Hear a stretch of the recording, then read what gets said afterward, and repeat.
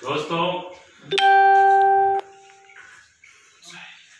Corona महामारी की वजह से पूरा विश्व ग्रसित है और इसकी वजह से 3 माह से हमारे देश में, हमारे प्रदेश में लॉकडाउन लगा हुआ है।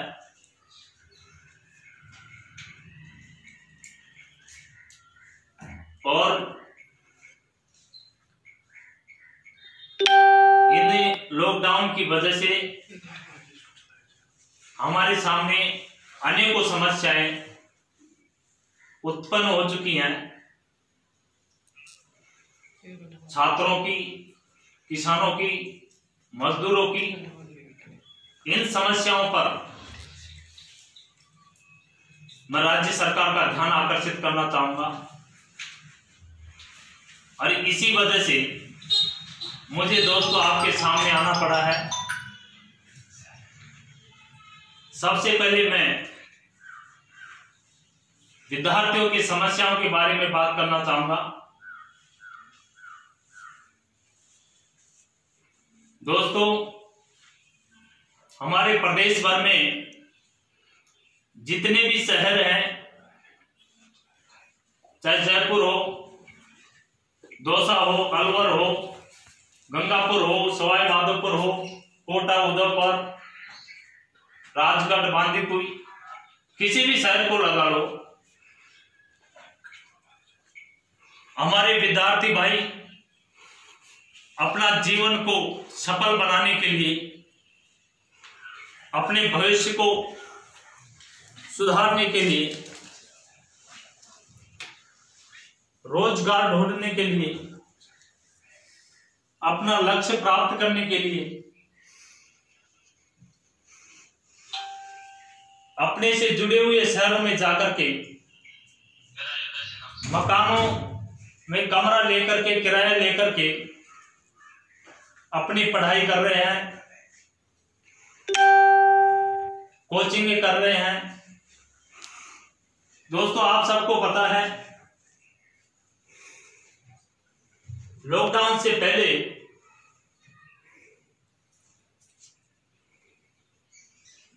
कई विभागों की भर्तियां घोषित हो चुकी थी, तो छात्र अपनी अपनी जी जान से मेहनत कर रहे थे, पढ़ाई कर रहे थे। लेकिन अचानक लॉकडाउन लगने की वजह से सभी छात्रों को अपने अपने गांव में लौटना पड़ा है। और दोस्तों, आप सब जानते हैं ज्यादातर छात्र, लगभग 80% गांवों से बिलोंग करते हैं और गांव में ज्यादातर किसान, मजदूर, ऐसी श्रेणी के व्यक्ति रहते हैं जो मजदूरी करके अपने परिवार को चलाते हैं और उस मजदूरी में से अपने बच्चों को पढ़ाने के लिए कमरे का किराया देते हैं, फीस देते हैं। लेकिन दोस्तों, लॉकडाउन की वजह से उनकी आर्थिक स्थिति बहुत कमजोर हो चुकी है,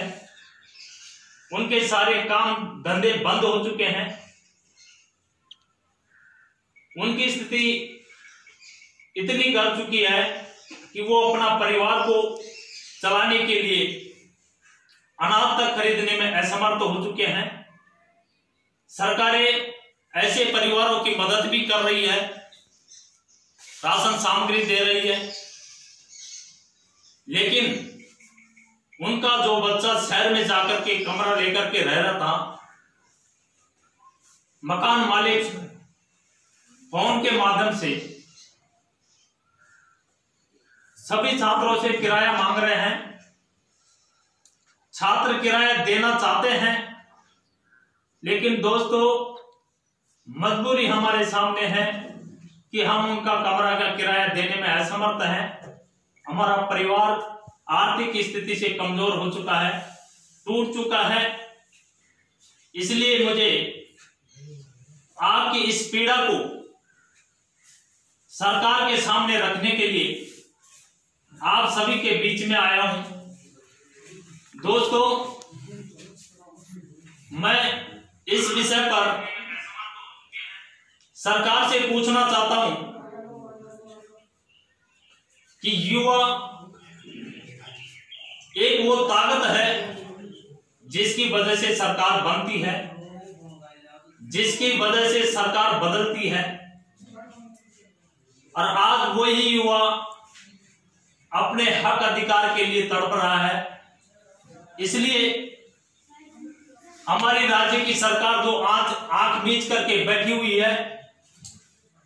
कुंभकर्ण की नींद में सोई हुई है, उसको जगाने के लिए, उनका ध्यान आकर्षित करने के लिए आज हमें मेरे भाइयों के बीच में आना पड़ा है। और आपकी ये सारी परिस्थितियां देख करके दोस्तों,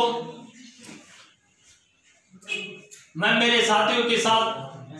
बांदीकुई एसडीएम महोदय के माध्यम से मुख्यमंत्री जी को ज्ञापन दिया था और उसमें मांग की थी कि हमारे प्रदेश में जितने भी विद्यार्थी अध्ययनरत हैं, कमरा लेकर के अपनी पढ़ाई कर रहे हैं, उन कमरों का किराया माफ करें। सरकार से मैं मांग करना चाहता हूं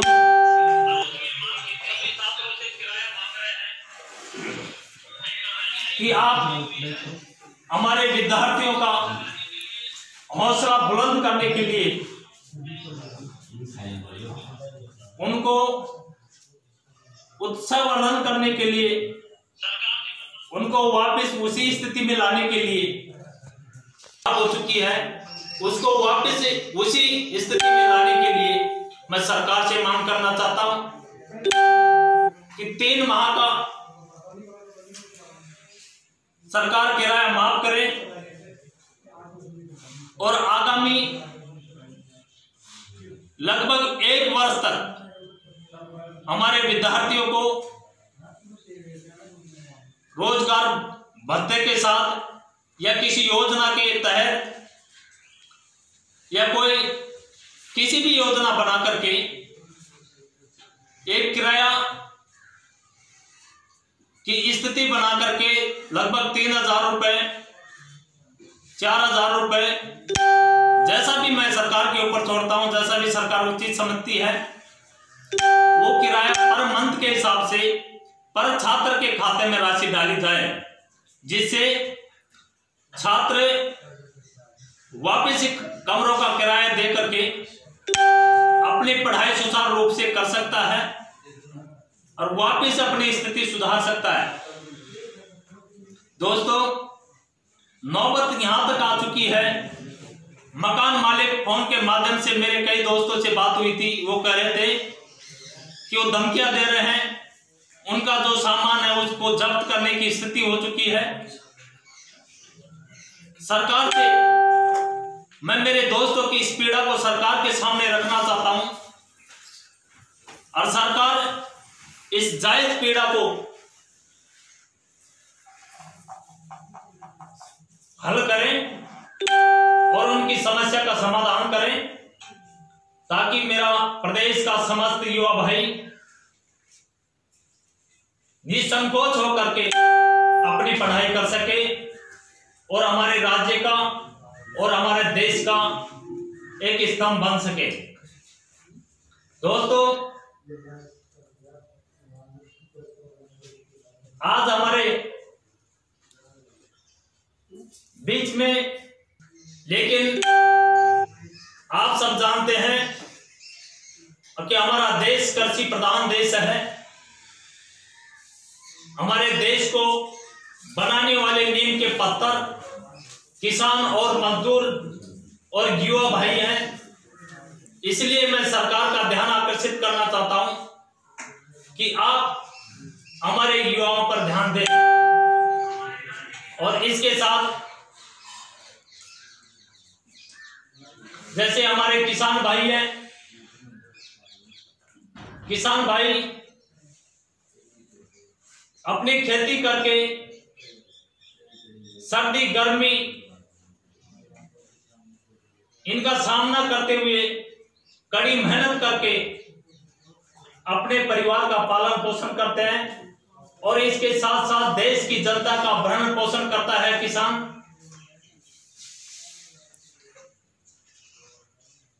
इसलिए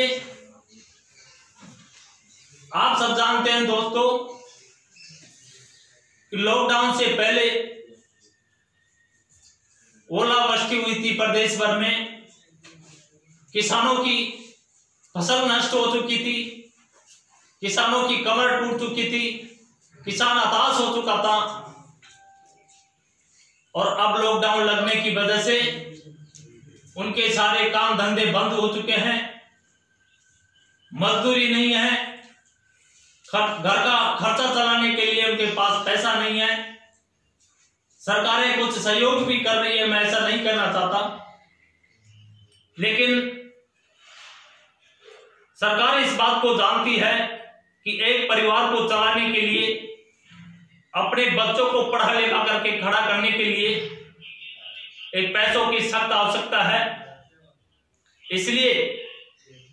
किसान भाइयों के लिए भी मैं कहना चाहता हूं और राजस्थान सरकार बनने से पहले प्रदेश अध्यक्ष और राष्ट्रीय अध्यक्ष ने घोषणा भी की थी, अगर राजस्थान में हमारी सरकार बनी तो राजस्थान के किसानों का संपूर्ण बिजली का बिल माफ करेंगे,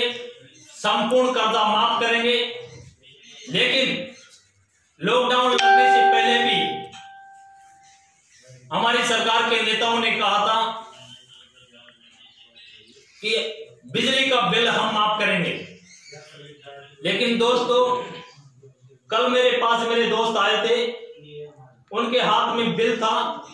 जो पहले 200 रुपए का बिल आता था, अब बढ़ करके 500 रुपए का आ रहा है, किसी के 700 आ रहा है, किसी के 700 आ रहा है। आप सोच सकते हैं,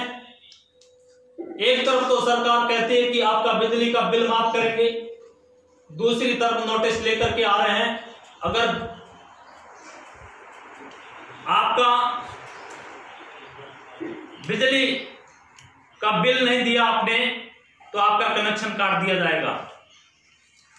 किसान संकट की घड़ी में फंस चुका है। इसलिए मैं सरकार से पूछना चाहता हूं और कहना चाहता हूं कि हमारे किसानों का संपूर्ण बिजली का बिल माफ करें और संपूर्ण जितना भी कर्जा है बैंकों में उसको माफ करे सरकार, जिससे कि किसान की स्थिति सुधर सके और जो हताश हो चुका है, कमजोर हो चुका है किसान, वापस प्रोत्साहन होकर के वापस काम कर सके और अपने परिवार को चला सके। दोस्तों, मैं आपके माध्यम से, सोशल मीडिया के माध्यम से सरकार से कहना चाहता हूं कि आप हमारी विद्यार्थियों की, किसान भाइयों की, मजदूर भाइयों की जो समस्याएं हैं उनका समाधान करें, अन्यथा संपूर्ण प्रदेश के युवाओं को जगा करके, संपूर्ण प्रदेश के किसान भाइयों को साथ लेकर के, संपूर्ण प्रदेश के मजदूर भाइयों को साथ लेकर के सरकार को घेरने का काम करेंगे, सरकार के खिलाफ आंदोलन खड़ा करेंगे, सरकार जो सोई हुई सरकार है उसको जगाने का काम करेंगे। दोस्तों, ये तब संभव है जब हम सब युवा भाई इस बात पर खरे उतरें। मैं सभी दोस्तों से अपील करना चाहता हूं, एक बार फिर मैं 7 दिन बाद में आपके बीच में आऊंगा। जब तक सरकार हमारे इन मांगों पर विचार करें, उनके पास समय है, हमारे युवाओं की मांग पूरी करें, उनका किराया माफ करें, उनकी व्यवस्था करें, आगामी भविष्य में भर्तियां भी खोली जाएं। जैसे कि मैं ST/SC के भाइयों का जो बैकलॉग, OBC भाइयों का जो बैकलॉग खाली पड़ा है उनकी पूर्ति की जाए। ऐसी सारे विद्यार्थियों की बहुत सारी समस्याएं हैं, उन पर सरकार गौर करें जब तक विद्यार्थियों आप अपने अपने एसडीएम कार्यालय के माध्यम से मुख्यमंत्री जी को ज्ञापन दें और उसमें मांग करें कि हमारा किराया माफ करें, हमारे को किसी योजना के तहत आगामी 1-2 वर्ष की पढ़ाई के लिए व्यवस्था करें, हमारे खातों में राशि डाली जाए, ऐसा ज्ञापन दें। और इसके बाद में आप प्रदेश भर के विद्यार्थी तैयार रहें और जो ही लॉकडाउन खत्म होगा हमको सरकार के खिलाफ आंदोलन खड़ा करना होगा, हमको सड़कों पर आना होगा और सरकार से मांग करनी होगी कि ये हमारा हक अधिकार है, सरकार की जिम्मेदारी बनती है। आपको हताश होने की जरूरत नहीं है दोस्तों, आप सब जानते हैं ये राजस्थान की धरती वीरों की धरती है, हताश होने की जरूरत नहीं है। महाराणा प्रताप ने भी इसी धरती पे जन्म लिया था जिसके सामने ऐसी संकट आया था कि खाने के लिए दाना नहीं मिला, घास की रोटियां खानी पड़ी, लेकिन अपने राष्ट्र के गौरव के लिए, अपने राज्य के सम्मान के लिए उन्होंने संघर्ष किया। इसलिए आपको संघर्ष करने की जरूरत है, हताश होने की जरूरत नहीं है। ऐसे में आप सभी भाइयों से अपील करना चाहता हूं और आप कमजोर न हो, हम सब मिलकर के सरकार से इस चीज की लड़ाई लड़ेंगे। और जब तक हमारे नेताओं से भी आप बात करें, हमारे नेता हैं सांसद महोदय हैं जसकौर जी, उन्होंने भी लेटर लिखा है राजस्थान सरकार को, राज्यसभा सांसद डॉक्टर किरोड़ीलाल जी ने भी लेटर लिखा है, उनको मैं धन्यवाद देना चाहता हूं। और मैं हमारे विधायक जी.आर. खटाना जी, मुरारीलाल जी मीणा, कांतिलाल जी मीणा और आसपास के समस्त विधायकों से बात करेंगे और अपने अपने स्तर पर सभी विद्यार्थी बात करें और उनसे कहें कि आपकी सरकार है, आप सरकार से बात करें, हमारा हक है उसको दिलाएं, वरना लॉकडाउन खत्म होने के बाद में हम सरकार के खिलाफ आंदोलन करेंगे। फिर आप देखना कि हमारा दम और हमारी ताकत क्या है। दोस्तों, आपने